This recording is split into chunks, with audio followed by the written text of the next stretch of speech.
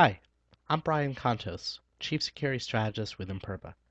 Today's educational video demonstration is on cookie poisoning.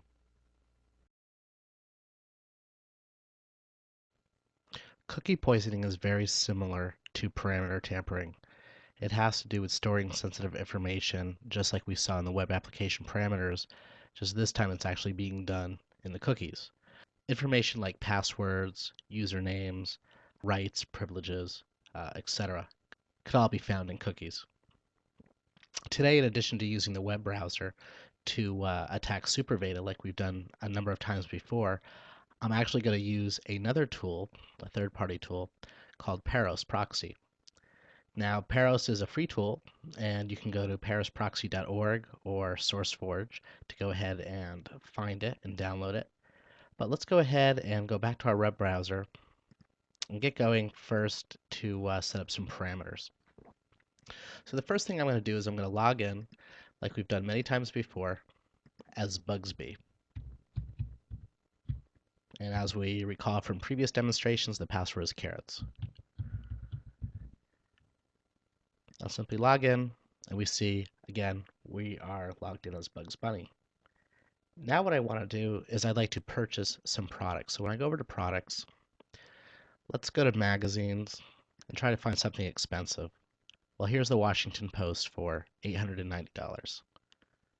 Let's go ahead and add this to our cart. Now I'm actually going to go into my Paros proxy. And the only thing I'm going to do, in addition to the default installation, is come over here to trap. I'm going to say trap request and trap response. That's it. So let's go back into the web server. Let's make one little alteration here. So we're actually going to use the proxy server, just like you'd use any proxy server. You go into connections, LAN settings, and then we're going to use a proxy server. And it's simply going to be localhost and port 8080. Now, port 8080 just happens to be the default port that Paros Proxy wants to use. Okay, so again, we are simply trapping requests and trapping responses via the proxy server. We've purchased the Washington Post, we've added it to our cart, and now let's go ahead and check out. So when we check out, it's actually going to go through the Paros Proxy server, and we can see that blinking at the bottom of the screen. Let's go ahead and check it out and see what it's found.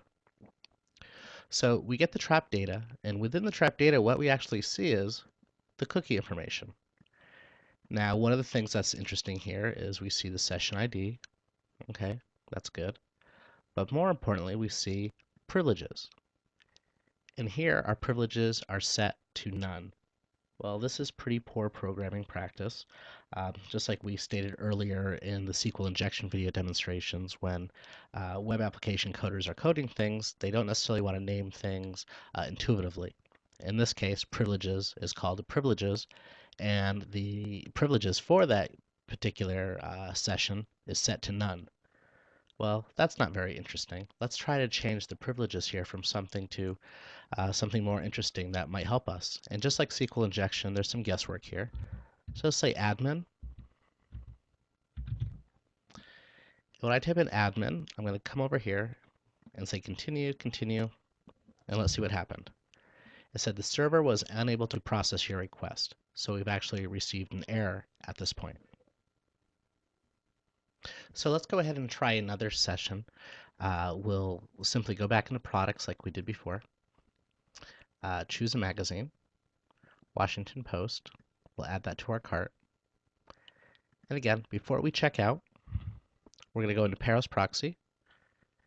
We're going to trap the request and trap the response. And I already have my proxy settings set. I'm simply going to say checkout. Paros Proxy tells me I should go look at it. Sure enough, it captured some data. Again, here's the cookie information, just like we saw before. And I can guess at a whole bunch of things here and try to figure out what's happening.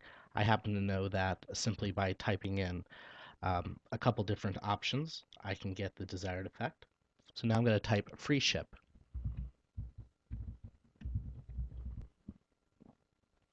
I'm going to say continue, continue. Go back to my browser, see what happens. And that's not too bad. It's a product for $890.55. It's usually $10 shipping, but now we don't have to pay shipping. So let's go ahead and try one more option. We're simply going to go into products again, magazines, and we're going to add the Washington Post to our cart. Now before we say checkout, I want to turn on my traps. Again, I already have my proxy settings set in Internet Explorer. I'm going to click checkout. And again, Peros Proxy is telling us there is a session that I need to take a look at. Here's my cookie information. And now I'm going to change this cookie information to say discount. Just like before, continue, continue. And now we don't have to pay shipping, but also we get a 10% discount. So instead of, paying the original price, which was close to $900, we save about $100. Not too bad. You might say, well, with parameter tampering, we're actually able to make much deeper discounts for ourselves. Well, parameter tampering is not always available. So a great plan B is to actually leverage a proxy like Peros so that you can simply go ahead and modify the cookies, what's called cookie poisoning. From a web developer's perspective, this is why when you're working with cookies, they, one, need to be encrypted, two, need to be signed so people can't modify them, at a minimum, three, name them something that's not intuitive. So for example, privileges shouldn't be called privileges, and your actual privileges shouldn't be set to things like discount or admin or none or free shipping. For more information on Imperva and how to mitigate these attacks, please visit imperva.com.